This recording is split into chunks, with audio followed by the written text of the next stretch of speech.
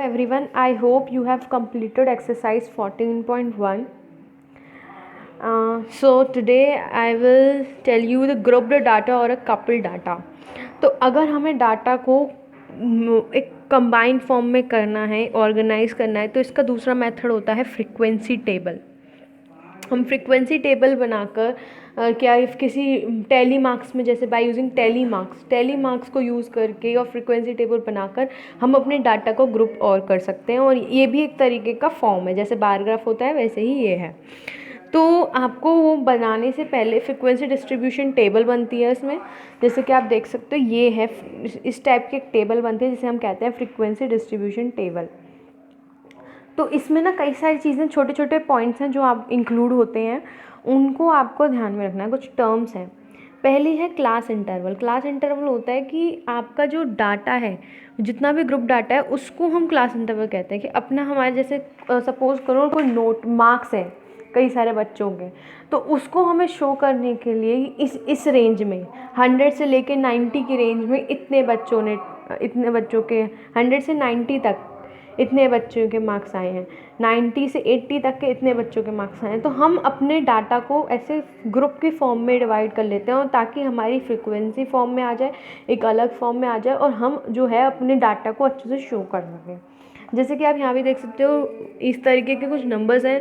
अब जैसे कि 1 कितनी बार आ रहा है, तो हम 1 को लिखेंगे, फिर 2, तो ये 1 2 3 अलग अलग जिस फॉर्म में भी हम शो कर सकते हैं उसे क्लास इंटरवल कहते हैं, ग्रुप्ड फॉर्म कहते हैं, जिसे हम कहते हैं क्लास इंटरवल. ठीक है. हम अपने डाटा को following terms are given before grouping data into class interval. Class interval में हमें अपने डाटा को डिवाइड करना चाहिए. उससे पहले उस ग्रुप्ड डाटा को ही जब हम डिवाइड कर देते हैं शॉर्ट फॉर्म में, तो उसको हम क्लास इंटरवल कहते हैं. ठीक है. अब उस क्लास इंटरवल ना इस तरीके से होता है, ब्रैकेट्स होती हैं, 2 टर्म होती हैं, उसमें एक हाईएस्ट टर्म होती है, एक लोएस्ट टर्म. जो लोएस्ट टर्म होती है वो इधर आती है उस ग्रुप की, और जो उस ग्रुप की हाईएस्ट टर्म होती है वो इधर आती है. ठीक है. तो लोअर लिमिट क्या होती है? लोअर लिमिट होती है the number on the left of a class interval. जो क्लास इंटरवल के लेफ्ट साइड होता है, दैट मीन्स यहाँ पर जो सबसे छोटी, उस ग्रुप की सबसे छोटी लिमिट होती है, सबसे छोटा नंबर होता है, उसे हम कहते हैं लोअर लिमिट, जो लेफ्ट साइड होता है.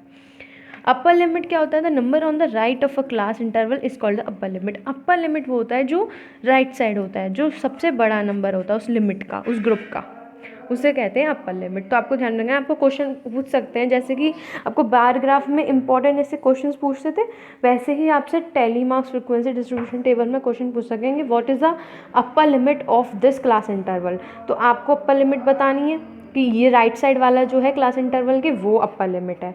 और लोअर लिमिट पूछेंगे तो आप क्या बोलोगे कि जो आपका क्लास इंटरवल, वो इधर वाली जो टर्म है वो होगी लोअर लिमिट. जैसे कि एक क्वेश्चन है यहाँ पर है, what is the upper limit of the class 10 to 15. तो 10 to 15 में हमने बोला ये एक तरीके का क्लास इंटरवल है, 10 to 15. तो 10 to 15, अब जो उसमें हमने पढ़ा है कि अपर लिमिट जो होती है वो कौन सी होती है? राइट साइड होती है क्लास इंटरवल के. तो यहाँ पे राइट साइड क्या है? Bigger number, that is 15. और suppose you were asked the lower limit of the class interval, तब आप क्या करते हैं? आप लेफ्ट साइड को कहते हैं, तो वो होता 10. ठीक है. तो इसी टाइप के क्वेश्चन आते हैं. Suppose next, class size. आपसे पूछा क्लास का साइज़ क्या है, तो आपको क्या करना है कि difference between the 2 limits of any class is called the width of the interval और अ क्लास साइज. तो आपको कोई क्लास इंटरवल गिवन होगा और आपसे पूछा है क्लास साइज़ निकालना है आपको, तो आपको क्या करना है? उस अपर लिमिट में से लोअर लिमिट को माइनस कर देना है. Upper limit minus lower limit is equal to class size. ये फॉर्मूला है, ये आपको याद रखना है. Upper limit minus lower limit is equals to class size. ठीक है.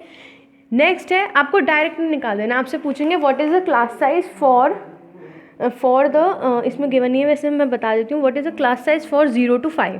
Suppose you are given what is the class size for 0 to 5. तो आपको क्या करना है? अपर लिमिट, इस क्लास इंटरवल की अपर लिमिट 5 है और इसकी लोअर लिमिट 0 है. तो आपको क्या करना है? Upper limit minus lower limit, lower limit. ठीक है. तो अपर लिमिट 5 है, लोअर लिमिट 0 है, उन दोनों को माइनस करेंगे तो आएगी 5. ठीक है. नेक्स्ट है class mark. The mid value of each class interval is called a class mark. Class mark होता है जो आपका क्लास इंटरवल है उसकी mid value. Mid value find करने के एक नॉर्मल मेथड होता है, मैथ्स में भी हमने करा है, दैट इज़ एवरेज। हम एवरेज निकालते हैं। एवरेज कैसे निकालेंगे? एवरेज निकालने का मेथड है, सबसे पहले आपको अपर लिमिट और लोअर लिमिट को ऐड करना है बाय 2, ठीक है। अपर लिमिट और लोअर लिमिट को ऐड करना है और उसे फिर डिवाइड करना है 2 से, वो हो जाएगा एवरेज, और उस एवरेज को ही हम कहते हैं class mark. Class mark. Suppose you are given the question that what is the class mark for the class 15 to 20। तो 15 to 20 आपका क्लास इंटरवल है, इसका आपको क्लास मार्क बताना है। तो आपको सिंपल सा आंसर है कि class mark of 15 to 20 is equals to upper limit plus lower limit, मतलब 15 प्लस 20 बाय 2, ठीक है। तो आप 15 प्लस 20 किया 35, 35 बाई 2 18.5। तो इसी टाइप के आपको क्वेश्चंस गिवन होंगे जो आपको फाइंड आउट करने हैं, ठीक है। अब एक और सवाल आता है कि आप क्लास इंटरवल्स कैसे बनाओगे। तो सपोज थर्ड क्वेश्चन है, यहाँ पर है the ages of 25 patients who visited a dentist are given below, prepare a frequency distribution table of the data.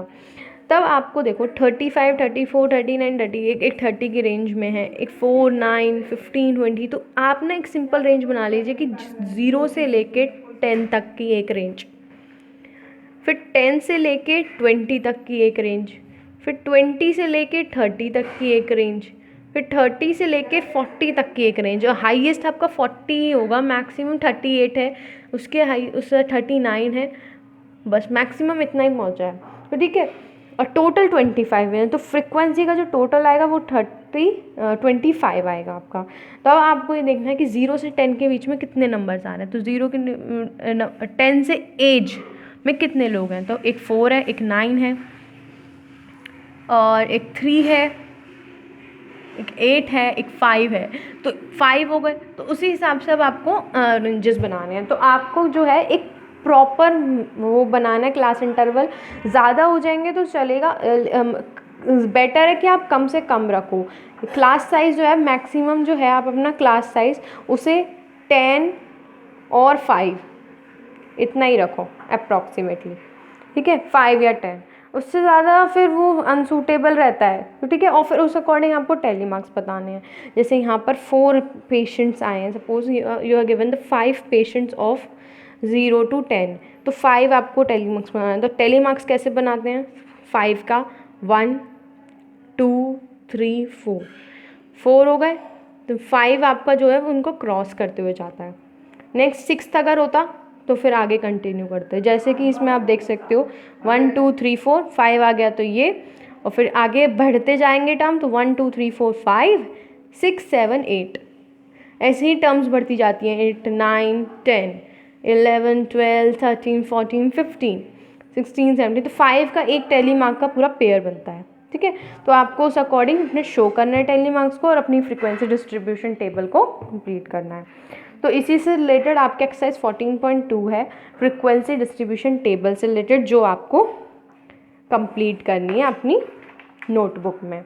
बहुत ईजी है, और इसी के साथ आपका जो चैप्टर है वो कंप्लीट हो जाएगा, क्योंकि हिस्टोग्राम जो है और पाई चार्ट, ये दोनों चीज़ें जो हैं, ये दोनों चीज़ें आपके चैप्टर से ओमिट कर दी गई हैं बिकॉज ऑफ पैंडमिक रीजंस। आप फिजिकली प्रेजेंट नहीं हो, तो वीडियो पर ये चीज़ें आपके लिए न्यू हैं, तो आपको समझाना थोड़ा मुश्किल होगा।